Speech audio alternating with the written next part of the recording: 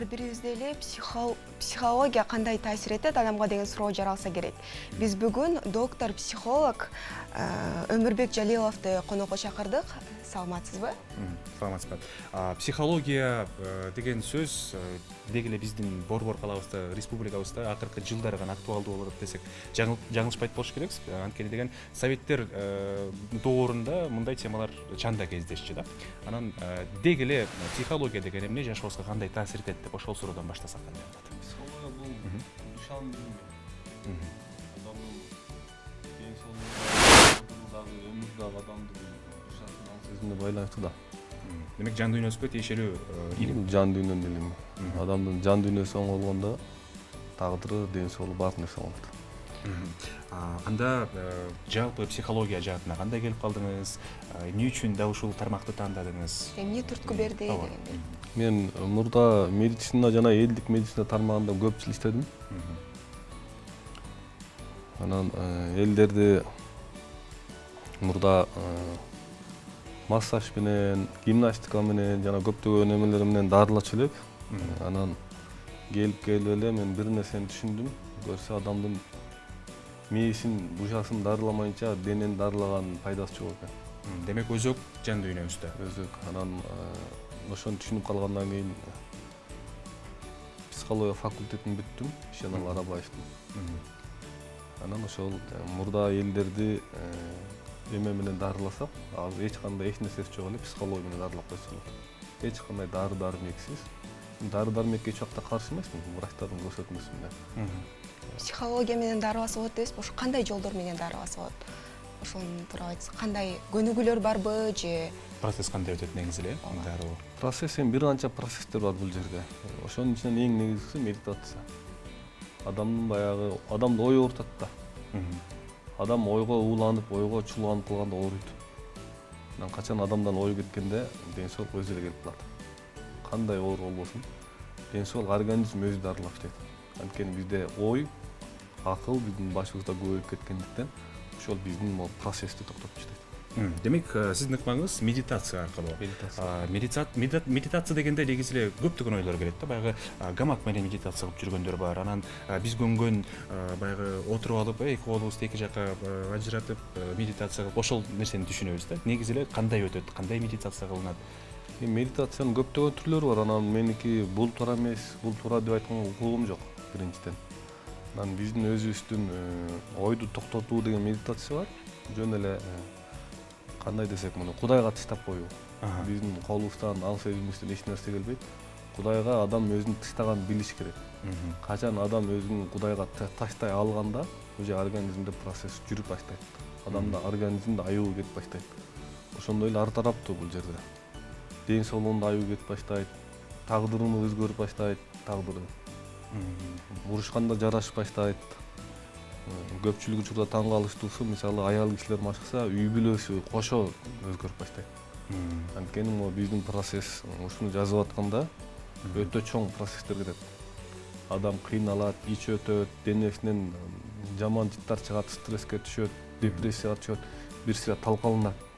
Ошол аял киши мисалы талкаланып атканда ошол убакта ошол процесстер балдарында да болот. Анткени эне булганып калган нерсе менен балдар полный булганып калган. Качан баягы апа тазалаганда баардык нерсе тазаланбайт. Демек бул процесс тукумдан тукумга өтүүчү болуп эсептелет да?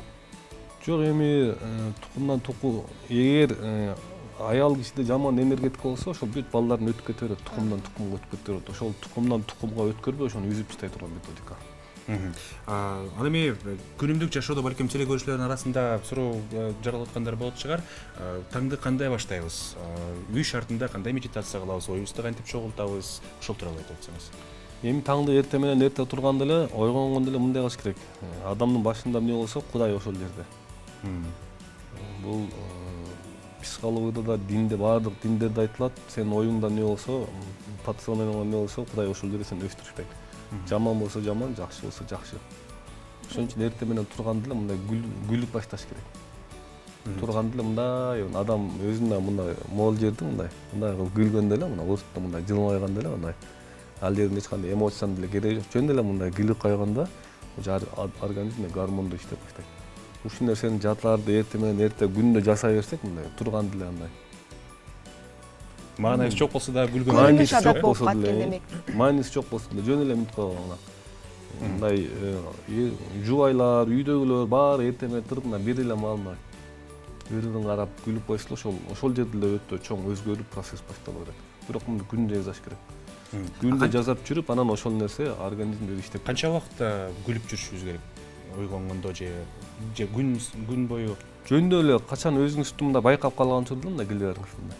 эстеген учурда күлүп, чет жакта мындай сырттан көргөндөргө бир аз башкача көрүнүп болуш Бардык керек, жерден жылмаюу тартып алып жүрүшүбүз керек. Ооба, эффективдүү көрүнөт. Атайын эмес, бул жерде дагы турам эшиктер бар. Атайын күлүш керектен алып чыкпайт. Жөн эле атайын эмес, жөн эле андай. Процесс иштей берет. Медитация деген негизи эле эгону сындыруу деп айтып келишет да. Анан ошол нерсе менен кандай күрөшөбүз? Эго деген эмне жашообузга кандай таасирин тийгизет? Ошол тууралуу айтып өтсөңүз. Адамзаттын бир эле издегени бар да. Адамзат бир эле нерсени Кудайды издейт. Кудайды издегенге бир эле чоң душман бар. Шайтандын да чоң душман бар. Бул эго. Напси деп коебуз. Напсиде 100 шайтандын күчү бар. Качан биз ошол напсиге күрөш башталганда, бизде талкаланып баштайт адам. Эмоционал жактан ден соолук кыскасы ооруйт. Меники биздин методика ушундай. Жазап баштаганда аябай кыйналып баштайт, ооруп баштайт. Анан ошентип барып турган адам болуп баштайт. Анткени баягы эго жөн талкаланбайт болчу. Эго полный денебизди каптап калган. Ошол напси менен кантип күрөшүш керек? Медитация. Напси дегенде, күрөшүү дегенде кандайдыр бир кыймыл аракеттерден баш тартышыбыз керекпи? Кандай кылышыбыз керек? Мунун бир канча варианттары бар. Кыймылдуу медитация, кыймылсыз медитация деп коет. Ошол нерселерди эле жасап баштаганда, уже бизди баягы биздин аң сезимибизди ээлеп турган напси өзү эле акырын сынып баштайт. Сөзүңүз каралжы. Негизи эле кесиптеш билесиңби? Баягы эго деген нерсе, ардактуу көрүүчүлөр, баягы адамдын ички дүйнөсүндөгү баягы мен ушул нерсени эмне үчүн каалап жатам деген суроону бер дейт го. Эгоңду сындырыш үчүн депчи. Ошол суроо бул актуалдуу суроолордун бири болуш керек. Мисалы, күнүмдүк жашоодо биз эго дегенде баягы интернет булактарынан окуп калабыз. Бул ошол биз атаандашкан, биз кийгибиз келген башка бирөөлөргө салыштырмалуу кымбат баалуу кийим-кече же болбосо унаа деп түшүнсөк болобу бул нерсени? Бул эгонун бир кичинекей бир миңден бир бөлүгү деп айтсак болот. Сиз айтып аткан нерсечи. Бул эгону түшүнүш үчүн бир 2-3 жыл убакыт керек. Биз эгону билбегендиктин эсебинен биз азап тартып жүрө беребиз. Биздин сүйүнгөнүбүздө эго, бирөөдөн жакшы сөз күткөнүбүздө эго, бирөөгө жардам бергенибизде эго, бирөөгө таңуулаганда эго, сүйүү күткөндө эго, кыскасы баардык каалоолордун баары эго болот. Баардык хачун баары эго болуп эсептелет. Ошолорду иреттеш керек. Ошолор өзү аны биз аң сезим менен эч убакта иреттей албайбыз. Биз жана коуч, баардык нерсени окуй беребиз, просто биз башыбызды эгого, умга ого өтөрүп толтурабыз. Качан ошол нерселерди медитация жасап баштаганда өзү иреттелет. Демек, кыймылсыз медитация деген бул жөн гана ойлор, Ойлор эмес, өзүнүн техникасы бар, отурат. Ал техниканын уникалдуулугу базарда отуруп деле, контордо отуруп деле, мектепте отуруп деле, жол жүрүп баратып деле, кайсы жерде болсо жасай берет. Ойлорду башкаруу. Сөзсүз түрдө тыныч жерден бир жака барышың кереги жок. Эл кайнап аткан жерде кафеде отуруп деле мындай убактың болуп алып жасай бересиң. Биздин медитация уникалдуу усул. Ыңгайлуу убакытта шарттарда жасай берсе болот экен. Бул тармакта 20 жылдан бери эмгектенип келеткенсиз. Анан кандай ачылыштарды жасадыңыз, кандай кеңештерди бере алат элеңиз? Балким арадан эме шакирттер да болот чыгар, ошолор тууралуу айтып өтсөңүз. Шакирттерибиз көп. Бизде ачылыштар ден соолук жаатында, үй бүлө жаатында өтө чоң ачылыштар бар. Мисалы, мурда мен кырыяларды гимнастика менен, массаж менен эме кылсак, азыр жөн эле медитация кыла бересиң, организм айыктырып иштейт. Бул эми башка бирөөлөргө мындай эле болот. Эми биз бул нерсенин үстүнөн иштей берген үчүн бул нерсени билебиз да, мисалы. Ич каткандар, мисалы, эчтеке калбайт. Сахар, давление түшөт, арыктайт. Болуп көрбөгөндөй арыктайт. 15-20 килограммга чейин арыктайт. Бир гана эмес, чоң эмгек керек. Ошол эмгектин эсебинен анан жыйынтыкка келет. Өтө ылдам жол менен келет, эгер жакшы медитация кылса. Ушундай дары-дармек менен жашап калгандар эч кандай эме. Бирок биздин эмебиз ошол убакта дагы дары-дармектерди токтотпойбуз, иче берет. Ошол убакта да биздикин жасай берет. Анан дагы бир актуалдуу кызыктуу суроо бар да. канчалык деңгээлде ичинде бар маалыматым жок экен, бирок бул баягы биздин шариатка туура келбеген нерселер деп айтып келишет да көптөрчү, медитация депчи. Муну кандай түшүнсөк болот? Бул медитация бул шариаттын өзү. Түшүнгөн кишиге бул чуак ажырдыл айтылган жер бар. Медитация жасаса болобу деген интернеттен карасаңар бар жерде бар. Бул маалыматы жок. Бул фанатизм деп койсо болот болчу. Фанатизм. Кудайга тапшыруунун неси жаман? Кудайга тапшырып отурган неси жаман? Мындайча айтканда бул жараткан менен байланыш деп түшүнсөк. Муну мусулманчылыкта муракаба деп койгон. Муну мен илимдүү адамдардан өтө көп сүйлөшөм, досторум бар. Пайгамбарыбыз дагы ошол жанагы үңкүргө барып жасатчу экен медитацияны. Муну муракаба деп коет. Жаратканга өзүн тапшырып коюу, жараткан менен байланышуу деп. Бир канча медитация көп жылдан бери келаткан бизге. Көп өтө көп жылдан бери. Биз экөөбүз сиздин баягы кардарыңыз катары бир ыкма кыймыл аракет медитация жасап көрсөк болобу? Кандай ыкмалар бар? Күлүү сыяктуу жаңы жасабадык. Ошол турап эмне кылып көрсөк болот аз аралык. Мисалы эмне биздики көпчүлүк ойлошот да, кандай кыла эме деп бизге суроо менен келген ошого жараша эле эме кетет да. Демек маек менен башталат. Маек менен башталат. Мисалы көбүнчө силерге келген кардарлардын саны бул физикалык денесинде оорубарлары же жан дүйнөсү менен жабыр тарткандар келеби? Биз мурда физикалык денени карачубуз. Келет ошол медитация менен ар кандай эмелер менен машыктырып туруп бир заматта эле бир айдын ичинде ден соолугун оңдоп туруп жолго салуучу элек. Азыр мен ага каршы болуп калдым. Неге дегенде адамдын ичиндеги эгону талкууламайынча, сырткы көрүнүштү өзгөртө албайбыз. Эгону талкууламайынча адам кандай десем, физикасын оңоп койсоң, ал кайра эле баягы пендечилик ишке кирип, малынып баягы туура мешиттерди кылып жүрө бериши мүмкүн. Ошон үчүн эң биринчи очередь адам жан дүйнөсү тазалангандан кийин, анан физикада өзү дагы адына берем менен өзү кетип баштайт. Мурда биз жан дүйнөгө карабай эле физикага иштеген үчүн көпчүлүгү баягы аябай жакшы болуп кетет, кайра эле баягы туура мешиттерди кылгандар болот да эми. Эми мактанып саясатка кирип кетишет, мисалы. Баягы эми ар кандай эми айтып. Демек биринчи жан дүйнөнү тазалаш керек. Ооба, туура. Медитациянын максаты жөнөкөйлүккө келүү. Ол башка эч нерсе жок. Максат жөнөкөйлүккө келүү. Жөнөкөйлүккө жанагы мусулманчылыкта деле бар диндерде айтылат го, сен эң чоң бул касиет дейт, бул жөнөкөйлүк. Мындан өткөн касиет жок дейт, момундук дейт. Бул медитациянын максаты момундукка келүү, башка ошол эле сөз кыскача. Акырында. Мына мисалы 20 жылдан бери ушул тармакта келип жүрүз, анан келген кардарларды дароо кандай маселелер бар, кандай көйгөйлөр бар экенин сырттан көрүп биле аласызбы же сүйлөшүп масынан кийин жыйынтык чыгарасызбы? Мен баягы ар бир иштин өзүнүн эмеси бар да, мисалы машина оңдогондор деле машинаны келаткан деле мындай кайер краска, кайер мотордун үнүнөн билип коет мисалы. Косметика менен иштеген адамдар, чач тарачтар мисалы кандай эмеде адам сразу эле билип коет да. Кимге кандай жараша? Кимге кандай эме экенин. Мисалы бут кийим менен иштегендер, кийим менен иштегендер, булардын кийими кандай, кайсыл эме фирма сразу эле көргөндө эле билип коет да. Ошондой биздики деле ошондой. Киргенде эле уже басып келатканда эле денесинин түзүлүшүнөн эми бир канча параметрлер бар. Сезесиздер. Баскан турганынан, кийингенинен, бутунун койгон эмелеринен уже билип койсо болот. Бирок эми ал бизге билиштин эле кереги жок. Кызыгы деле жок чынын айтканда. Баягы мурда психология жаңы киргенде кандай андай деп билчү элек мына адамдар кандай экенин деп кичине кызык болуп кетчү эле да. Анын кереги жок. Мындай билип турасың кандай абалда турганын, эмне кылып атканын, сыртынан күлүп жүрсө деле мындай кички абалын билип турасың.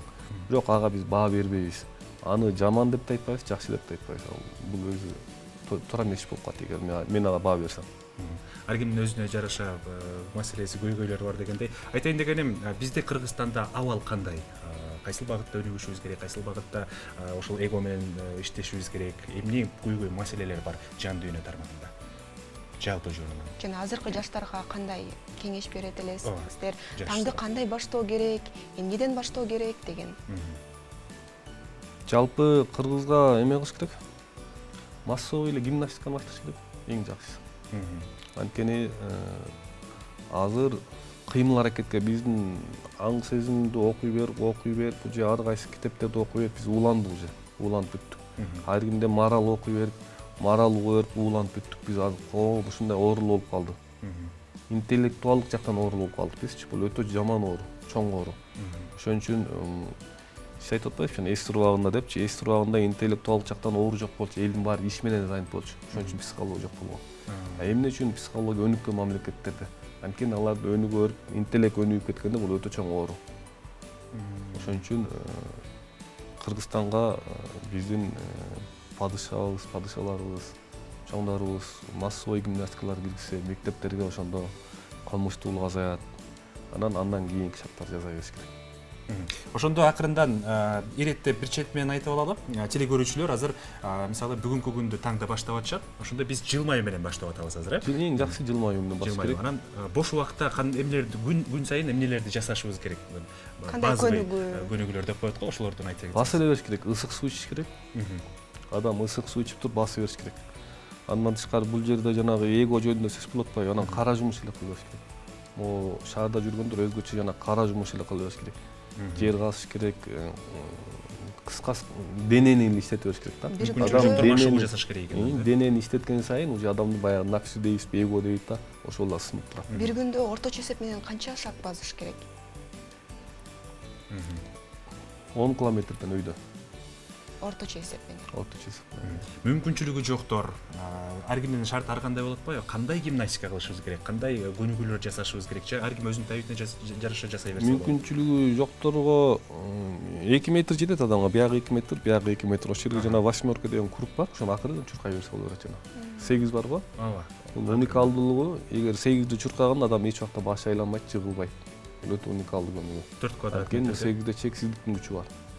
А сен мындай тоголок айлансак, сиз тоголок айлансаңыз, анда ал адам баш айланып калат 7-8 кругтан кийин эле. Ошон үчүн жөнөкөй эле чексиздикти чуркай бериш керек. 8ди акырындан чуркап. Эң сонун. Анда аян эртең экөөбүз акырындан, эртең эмес бүгүн эле баштайт окшойбуз, жылмаюп эфирден кийин кыймыл аракеттерди көнүгүүрү жасап, чынында айтканыңыз чындыкка аябаганда жакын. Шаарда тилекке каршы офис жумуш болгон үчүн мисалы ошол эле жер казганга мүмкүнчүлүк, башка бир кара жумушту аткарганга мүмкүнчүлүк жок болгонго кыймыл аракет бир аз чектелип атат. Демек, кыймыл аракеттин жоктугу бул эгонун чоңоюшуна жана жан дүйнөнүн жартырына алып келет деп түшүнсөк болобу? Эми мындай жагы бар. Муну бир тараптуу психология мындай бир законго, мындай эмеге баш ийе турган нерсе эмес. Бул чексиз душанын эмеси чексиз да. Ар кандай. Мисалы кээ бир адамдар бар. Өмүр бою кыймыл менен, өмүр бою тренировка менен жүргөн адамдар бар. Алардын эгосу семирип кетет. Ошон үчүн аларга башка методика керек. Ошон үчүн мындай ар тараптуу кетет булчу. Кээ бирлер бар, мен эгомду сындырам деп 15-20 километр күндө басып жүргөндөр бар. Өздөрүн кыйнап, Күндө эрте менен туруп алып туруп 15-20 километр мен кундайлигин көтөрөм, анан мен оюм жоготом дейт. Эгер жашоонун принциптерин ошол жердеги жашоодо принциптерди туура эмес аткарса, күнүнө 50 километр бассаң деле сен эмени эле физикалык денеңди эле өстүрүп аласың. Духовный өзгөрүп кетпейт ал адамда. Ошон үчүн бул жактан физикалык, энергетикалык, духовный жактан үч тараптан атып алыш керек адамга. Демек, азыркы офис кызматта иштеген адамдар жөн гана ою менен эле бул нерсени жеңсе болот экен. Демек, мындай таянакка келсек болот экен. Физикалык кыймыл аракеттер дагы, анан жан дүйнөнү баягы калчаган кыймыл аракеттер дагы айтор гимнастика, духовный дагы, физикалык дагы болуш керек экен, э? Анан сизге келген кардарлар менен кандай иштешесиз? Канча убакытта, кандай ыкма менен?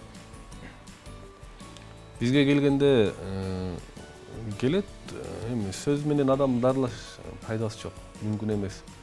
Адамды сөз менен только информацияга толтуруп эле кетесиң. Биз мораль деген түшүнүк жок бизде. Бизге келет, столду коюп беребиз, медитация жасайт, күнүнө 4 саат, 5 саатта. Анан ошол медитация абалды, анан ошол жердеги эмнелер болот, эмнелер алдыда, эмнелер күтүлөт. Ошол нерсенин баарын биз иреттеп берип коебуз. 3 күн келгендер бар, 1 ай келгендер бар, 2 күн келгендер бар.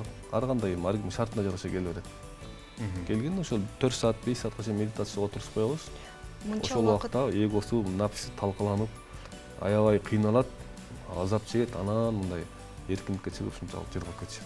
Демек, сиздерде мынча убакыт келиш керек деген талап жок. Ар ким өзүнүн каалоосу боюнча барып, сиздерден ушундай ар кандай адамдар бар. Мисалы, кээ бир адамдардын жан дүйнөсү ушунчалык таза адамдар бар. Аларга мүмкүн 1 саат жетиштүү. Жөнөкөй ушунчалык өзү илим алып, жан дүйнөсүнүн үстүнөн иштеп, жан дүйнөсүн таза алып жүргөн адамдар бар. Кудай деп түз жолдо жүргөн адамдарга оңой кетет. Анан баягы илим албай, баягы бул жолго медитацияга жаңы кирип аткандарга убакыт сарапкалат. Адамдын даярдыгына жараша. Даярдыгына жараша антип кете берет экен да. Жылдап сиздерге кайрылган адамдар да болгонбу? Жылдап. Балким 1 жыл. Биз менен иштешкендер бир 2 жыл, 3 жыл, 4 жылга чейин иштешет, 5 жылга чейин. Анан баягы ошону үйрөнүп алгандан кийин анан өз алдынча кете берет. Негизи эле ооруканага 3 айда жок дегенде жарым жылда бир барып туруш керек дейт да. Психологияга ушундай бир тиешелүү эрежелер барбы? Сөзсүз түрдө барыш керек деген же болбосо кандай учурда биз психологко кайрылышыбыз керек? Биздики башкалардын айырмасы, биздики мисалы ооруканага барганда ал жерден азыр эң жөнөкөй оорукана азыр 15 000 сом. Орточо 15 000 сомго бир жума жатасың, кетесиң. Биздикинин уникалдуулугу 15 000 сом менен келет мисалы. Ошол ооруканага төлөгөн акчаны деп коеюн эми. Ошону техниканы, методиканы үйрөнүп кетет. Ал өмүр бою анын жанында калат. Мисалы 15 күн сайын, ай сайын, жыл сайын бир канча жатыш керек да. Бизде андай нерсе жок. Наоборот, ошол оору деген нерсени билбей алат. Адам жан дүйнөсү тазаланган. Жөн эле дарылап койбой, кантип дарыланыш керек деген суроого жооп. Кантип дарыланышты мой. Адамдагы эго деген эмне, ал каерде турат, кандай тамактарды ичиш керек, ошонун баардыгын коюп системага салып берип коебуз. Анан ошонун үстүнөн иштей берет. Эң сонун. Кайсыл суроо менен көбүрөөк кайрылышат сизге? Бизде ден соолук, анан үй бүлөлүк маселелер. Үй бүлөлүк дегенде ажырашууну түшүнөбүзбү? Ажырашуу. Эмнеден улам Кыргызстанда ажырашуунун саны көбөйүүдө? Ажырашуу аял кишиде акыл көбөйүп кеткенде ажырашат.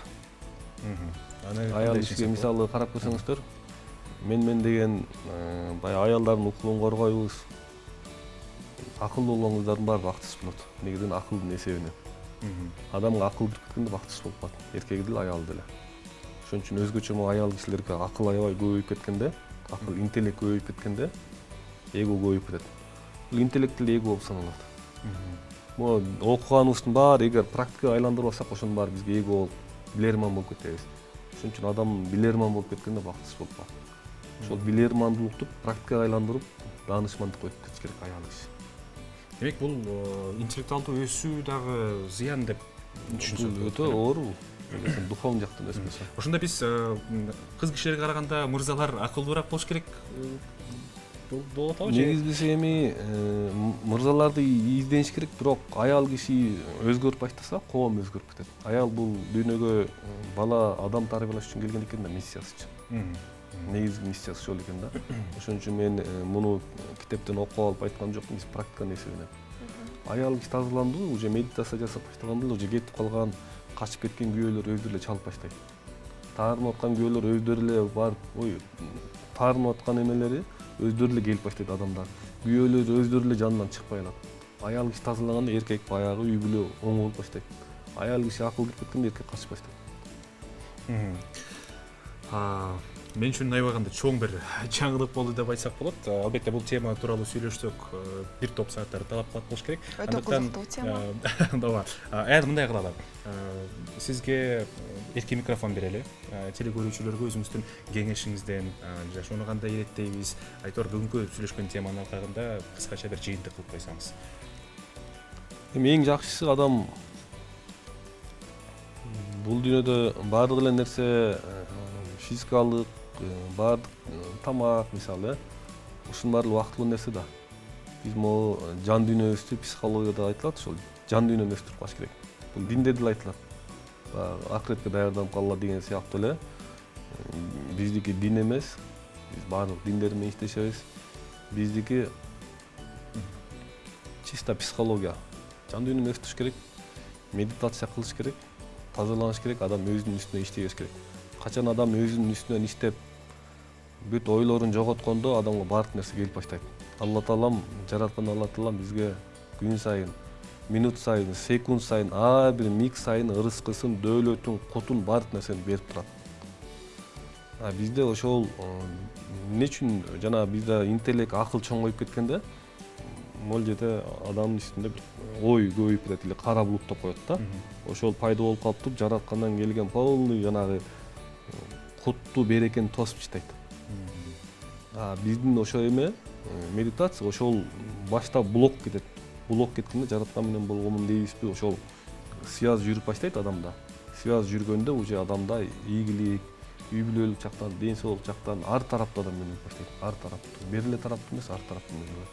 Ошон үчүн эң негизгиси адам өзүнүн үстүндөгү баягы нафси деп коет. Нафси деп коет. Нафсин жеп баштаганда эле уже жараткан Алла Таала бизге баардык нерсесин берип баштайт. Айтор тазаланууга багыт ала беришибиз керек экен баарыбыз. Ыраазычылык билдиребиз. Сиздин келип бергениңизге чоң рахмат, Өмүрбек мырза.